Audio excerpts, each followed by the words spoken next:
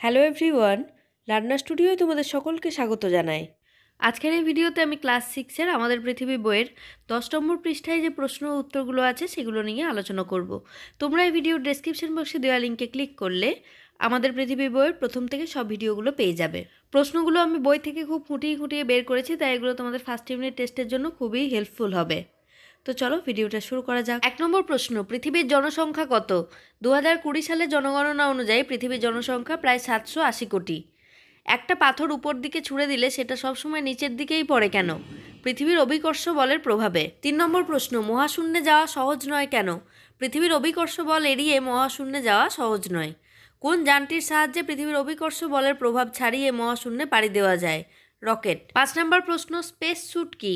মহাকাশে যাওয়ার পোশাককে বলে স্পেস স্যুট। ভেতরে হাওয়া ভরা থাকে, এমনভাবে তৈরি যাতে মহাকাশের কোনো রশ্মি এর কোনো ক্ষতি করতে না পারে। 6 নম্বর প্রশ্ন, স্পেস শাটল কি?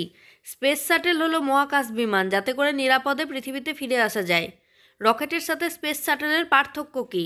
রকেটে চড়ে মহাকাশে যাওয়া যায়, কিন্তু নিরাপদে পৃথিবীর বুকে ফিরে আসা যায় না।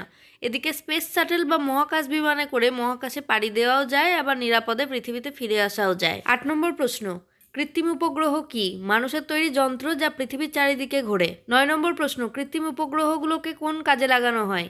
আবহাওয়ার পূর্বাভাস, সমুদ্র পরিবহন, প্রাকৃতিক দুর্যোগের আগাম সতর্কতা এবং মহাকাশ গবেষণায় এই কৃত্রিম উপগ্রহগুলোকে কাজে লাগানো হয়। নাসা 2012 সালে কোন কৃত্রিম উপগ্রহটিকে মঙ্গলে পাঠায়?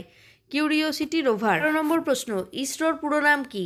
Indian space research organisation. 12 নম্বর প্রশ্ন, ভারতের কয়েকটি কৃত্রিম উপগ্রহের নাম লেখো। ভারতের প্রথম কৃত্রিম উপগ্রহ হলো আর্যভট্ট। এছাড়াও ভাস্কর 1, ভাস্কর 2, ইনস্যাট ইত্যাদি। 13 নম্বর প্রশ্ন, ভারতের প্রথম মহাকাশচারী কে? রাকেশ শর্মা।